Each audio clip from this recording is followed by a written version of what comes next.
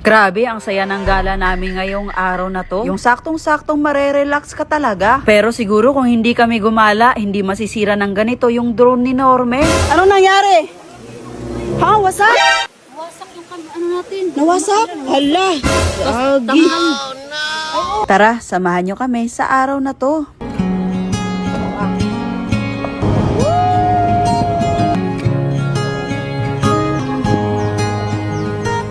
Oh, nahirapan kami ngayon kasi sobrang lalim. Oh, no. Baka dito mahulog. Kaya yan. Lubaan na gamay. Sige. Ala! Ala! Op, straight lang talaga. Sige, go. Oh, straight. Ge. Op. Ay, op. Yay! So, papunta na kami sa aming destination ngayong araw na to. Yung mga mukha namin ngayon sobrang haggard since wala pa kami ligo lahat. Mag-aalas stress na may, wala pa tayong ligo. Kapit kayo sa mga tenga nyo. Grabe si Abante, bay! Oh. Tapos dito sa gilid, bangin na. Oh, yan. Gaano kahirap yung daan dito. Ganyan kahirap. Hindi masyadong klaro sa video pero Klaro talaga siya. Klaro talaga siya. Hey! Nature Gaming! Let's go! Wow! Kayang-kaya talaga ni Abante. Yes. Never pa tayo pinahiya ni Abante ba na ano tayo sa daan. Wow! Ito yung kanal sa Mindanao. Napakalinaw. Buti na lang talaga may mga ganitong tanawin para tuwing nasistress tayo or punong-puno na tayo sa mga bagay na umiikot sa utak natin, may paglalabasan tayo. Kumbaga may mga bagay na nakakapag-relax din sa atin. Kahit papano or kahit saglit man lang, marerelax tayo. Oo, madaming bagay na makakastress sa atin at makakalungkot ng ating pakiramdam. Pero tignan nyo naman yung paligid. Marami pa ring dahilan para maging masaya tayo kahit anong problema man ang kinakaharap natin. May mga time talaga na loaded na yung pakiramdam natin at kahit sarili natin ay hindi natin maintindihan. Pero itong kalikasan, hindi ko mawari. Kahit nakatingin ka lang sa kanya o nalanghap mo yung simoy ng hangin, parang may kusang gamot na gumagamot ng sakit ng ulo mo or mga problema na iniisip mo. Kumbaga, nakakagaan ng loob.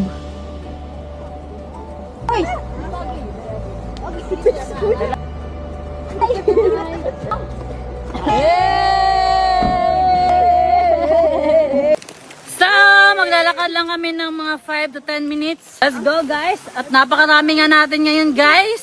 My goodness! Ang sarap may na nakagala ulit tayo. Yes. No?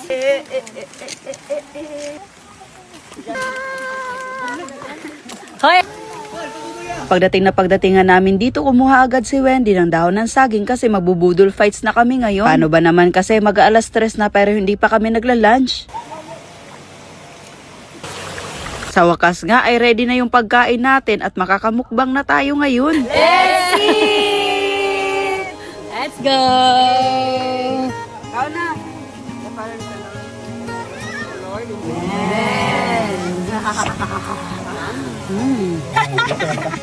Gutom na gutom yung mga kasama natin. Kaya nga eh. Ngayon mag-alas 3 na. Kaan!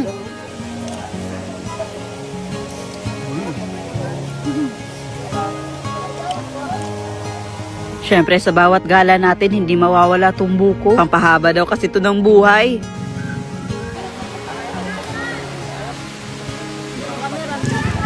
Pinagbuksan na nga kami lahat ni Norme ng buko para makainom daw kami at makakain.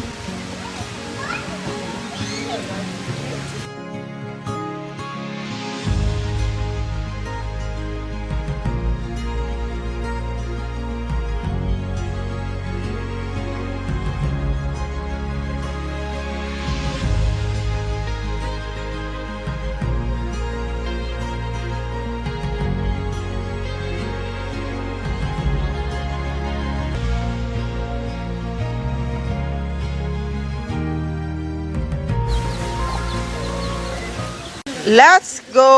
Ngayon ay magdo-drone daw muna sila Norme para may aerial shots daw sila sa pinuntahan namin ngayon. Akala mo talaga first time eh. El Kyle nga pala guys, meron din siyang Facebook page. Oh, follow niya siya. Grabe, sobrang laki naman ng tabanog ni El Kyle. Ang laki ng helicopter. Tong araw na to, di talaga namin lubos akalain na mangyari to. Kasi ang drone ni Norme nasira dahil bumagsak lang siya bigla. May masamang nangyari ngayon sa drone ni Norme. Ano nangyari? Hala. Hala, May. Baka nawasak, May. Tapos napaka-imposible kasi itong drone na to, may detector siya. Hindi siya basta-basta ma-crash. May sensor. Oo. Tubig. Naigo siya. Nahulog daw siya bigla. Tingnan ako, bigla na siya nahulog. Wasak, May. Wasak yung ano natin. Hala. Tapos tanggal. Pero ang problema dito, kung gagana pa ba? Kasi na ano siya, na-drain. Baka may electric fan sila, May. Paano tayo? Hanggang ngayon nga ay hindi pa talaga nag-on ang drone ni Norme kaya hindi namin makita kung ano ba talaga ang nangyari. Kasi before siya bumagsak, nagre-record pa siya. Dahil nga sa pagbagsak ng drone natin ay may natamaan tayo na tao. Kaya humingi din talaga kami ng pasensya. Kasi di talaga namin sinasadya yung nangyari. Ginagawa nga ni Norme ngayon ay pinapalitan niya yung sabad. Kasi may isang sabad na natanggal talaga. 1 year and 2 months na tong drone na to pero ngayon pa talaga siya nagkaganito. Grabe yung experience natin dito. First time talaga. Nagamit pa natin sa Philippine Loop, kahit saan. Tapos ganito. May isang problema na naman tayo. Nawala na naman yung memory card.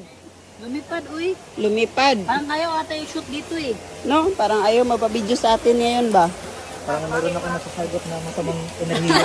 Meron kang nasasagap na? Masamang enerhiya. Naku po. Grabe, kahit saan talaga yung problema, no, hindi tayo tinatantanan. Tignan nyo yun, pumunta kami dito para makapag-relax, pero problema din pala yung kaharap namin dito. Ganun lang naman talaga yung buhay, di ba? Sa mga panahon na hindi natin ine-expect, doon pa tayo magkakaroon ng malaking problema. Pero kahit ganun pa man, itong mga problema na to ay hindi magiging balakid para mag-enjoy kami dito sa napuntahan namin ngayong araw na to. Kasi kung magfo-focus lang tayo sa mga naging problema natin ngayong araw na to ay hindi tayo mag-e-enjoy. Para sa amin, nasa sa atin na talaga kung paano natin i-handle yung mga problema natin sa buhay. Kung magpapalunod ba tayo dito or gagawa tayo ng paraan para masolusyonan nito. Pero iba't ibang klase din kasi yung problema eh. May mga problema na kayang-kaya pa nating solusyonan pero yung iba kailangan nating i-let go. Tulad na lang ng nangyari ngayong araw na to. Pag problemahin pa namin ang nangyari sa drone, wala naman na kami magagawa kasi hindi na natin mababalik ang oras at yung panahon para maisalba natin ang pagkasira ng drone. Kaya kailangan natin i-let go. So it's a reminder na choose your battle wisely kasi hindi lahat ng problema ay kailangan nating laban.